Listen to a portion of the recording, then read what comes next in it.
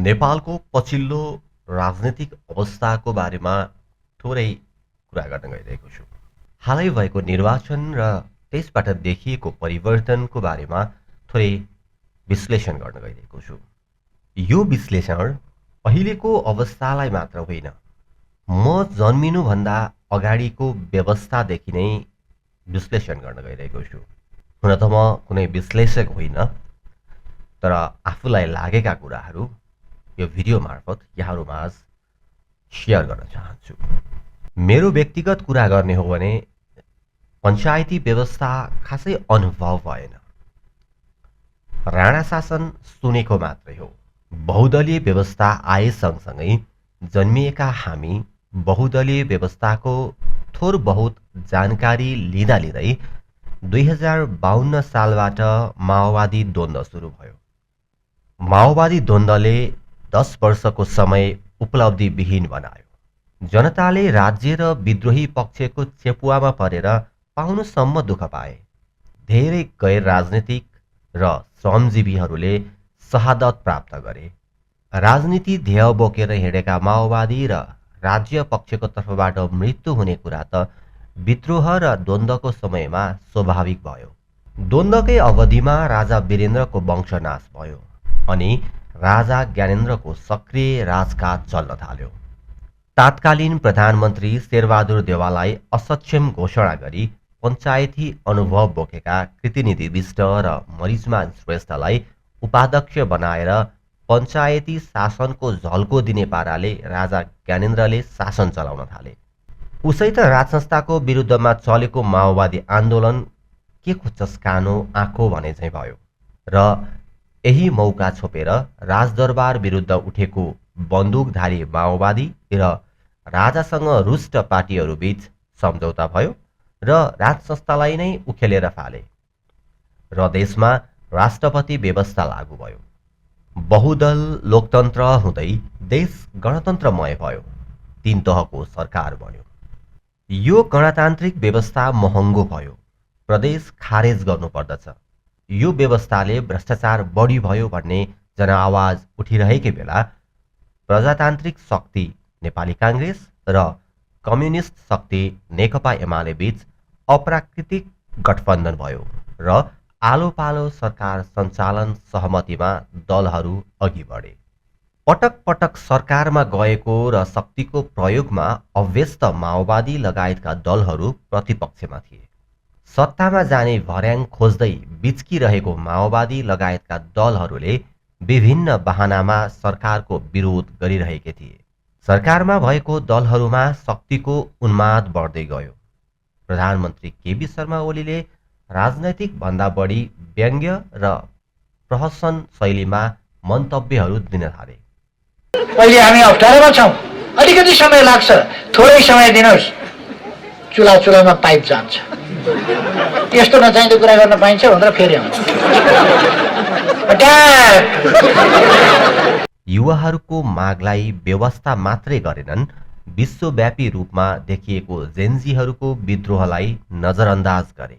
केपी शर्मा ओलीले जेनजीहरूको मागलाई completely ignore गरे, व्यवस्था गरे। जेनजी कुनै पार्टी नभई यो डिजिटल युगले परिकल्पना गरेको निश्चित उमेर समूहको पछिल्लो पुस्ता हो र त्यो सबै पार्टीमा छन् भन्ने हेक्का समेत त्यसबेलाको सरकारलाई भएन।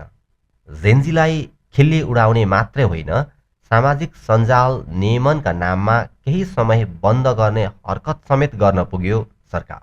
यही पृष्ठभूमिमा सडकमा रहेका दलहरूको प्रत्यक्ष वा परोक्ष रूपमा संलग्नता सहितको जेनजी आन्दोलन भयो र 74 जनाले ज्यान गुमाए।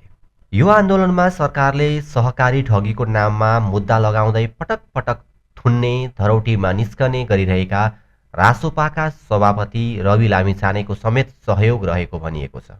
उता स्वतन्त्र उम्मेदवारको रूपमा निर्वाचन जितेर मेयर भएका काठमाडौँ महानगरका मेयर बालेन्द्र शाहलाई काम गर्न विभिन्न अडचन सृजना गरिरहेका केपी शर्मा ओली र एमालेका नेताहरूप्रति रुष्ट बनेका मेयरको नेतृत्व नै थियो भनिन्छ जेनजी आन्दोलनमा।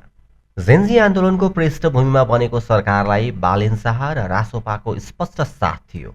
माओवादीले पनि मौकाको फाइदा उठाउनका लागि वक्तव्यबाजी गर्ने तथा जेनजी आन्दोलनमा समर्थन र चुनाव आवश्यक रहेको बताइरहेका बेला अपदस्थ सरकारका प्रमुख केपी शर्मा ओली चुनावमा जान मानिरहेका थिएनन्। तर पछि सबै दलहरू निर्वाचनमा जान तयार भए। निर्वाचन भयो। एक अर्कोप्रतिको रुष्टता, इगो र दुश्मनीका रूपमा चलेको राजनीतिका मुखदर्शक जनताले परम्परागत शैलीमा चलेको दलहरूलाई भन्दा जेनजी आन्दोलनको मर्म र मुद्दा बोकेको पार्टी रासोपालाई चुनेको देखिन्छ यो निर्वाचनले। 2015 सालमा यसरी नै 2/3 आएको र त्यसले पुरा समय काम नगरेको, त्यस पश्चात पटक पटक बहुमत प्राप्त दलले सरकार टिकाइराख्न र सुशासन दिन नसकेको अनुभवका आधारमा यो पटकको अभूतपूर्व परिणाम पनि 5 वर्ष ढुक्कै चल्छ भन्ने कुरामा जनतालाई शङ्काको सुविधा छ। तर दलहरूले भन्दै आएको र जनताले चाहेको संविधान संशोधन लगायत विभिन्न ऐन कानुन ल्याउन र देशलाई निश्चित दिशा दिनको लागि यस प्रकारको बहुमत प्राप्त पार्टीको नेतृत्वमा सरकार जरुरी थियो। अहिले जनताले राम्रो जनमत दिएका छन्। यसले पुराना पार्टीलाई सुध्रिन सबक पनि सिकाएको छ। तर लड्नुमाथि थिच्नु भने चाहिँ पराजित दल र नेताहरूमाथि प्रतिशोध व्यक्त गर्नु नेपाली समाजको पर्याय बनेको छ, जुन कदाचित राम्रो भने होइन। यद्यपि यस निर्वाचनबाट विजयी सबैलाई बधाई अनि शुभकामना। विजय हुन नसकेका सबैलाई बाँकी अवधि ढुक्क भएर राजनीति सुधार्नको लागि लाग्न शुभकामना। मान्छेहरू त्यस्तो छ। काठमाडौँमा इलेक्ट्रिक भेहिकल चलाउने, बसहरू चलाउने, डिजेलको फुरफुर मात्रै किन चाहियो? इलेक्ट्रिकबाट चलाउने, कार चलाउने, बस चलाउने। अब कतिपय विद्वान बुद्धिजीवीहरू पढ्न लेख्न जानेकै मान्छेहरू त्यो पनि त्यस्तो कुरा गर्ने भन्छ। संसारमा यस्तो धेरैवटा सहर भइसक्यो जहाँ पेट्रोल डिजेलवाला होइन, इलेक्ट्रिक बसहरू चल्छ, इलेक्ट्रिक कारहरू चल्छ धेरैवटा सिटीहरूमा। त्यही कुरा यहाँ नेपालमा चाहिँ विकासको कुरा पनि गर्न पाइने।